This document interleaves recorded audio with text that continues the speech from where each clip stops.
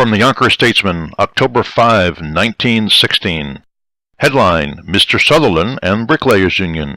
It was reported in labor circles yesterday that General Manager Leslie Sutherland of the Yonkers Railroad Company had received from the Financial Secretary of the Bricklayers Union a letter requesting his resignation. This fact was confirmed by Mr. Sutherland himself this morning, who added that he had replied by sending a check to the union in payment of his dues. His check was returned, said Mr. Sutherland, with the explanation that the union did not care to accept it and intimating that he would be expelled from the organization for non-payment of dues.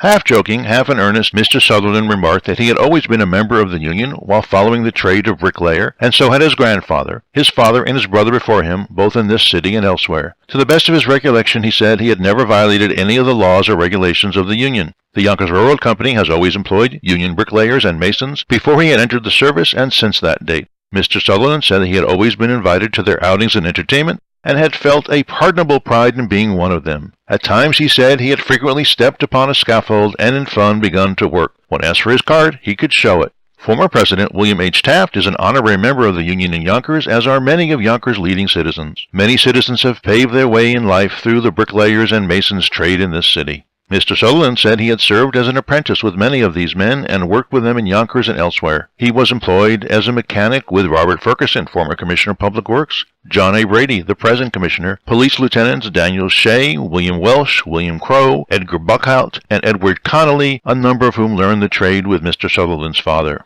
Under the direction of the Board of Education, Mr. Sutherland organized evening classes of architecture in the high school, where he acted as instructor in the subject for a number of years. Builders, masons, mechanics, and followers of the building trades flocked to the classes under his direction. A number of prominent architects found their first instruction in drawing in these classes. The bricklayers and masons in this city, said Mr. Sutherland, have played important parts in the civic life of Yonkers. When asked if he would resign either from the union or from the management of the Yonkers Railroad, Mr. Sutherland said, "No, I am not of the resigning kind. It's a little late in life for me to learn the habit."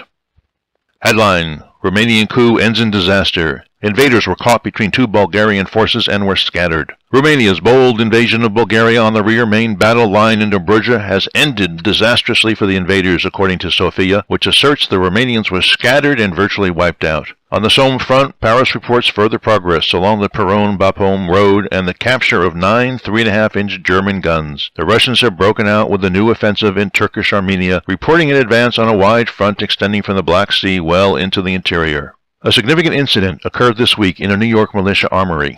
The captain of a militia company composed almost entirely of union labor put to his men the following question: if President Wilson is re-elected, who among you would want to go to Washington to march in the inaugural parade? Not a man spoke. Said the captain next, every man who wants to march in the inaugural parade of Governor Hughes, if elected, will stand. Instantly, every man in the command sprang to his feet. And that's the news from Yonkers 100 years ago today.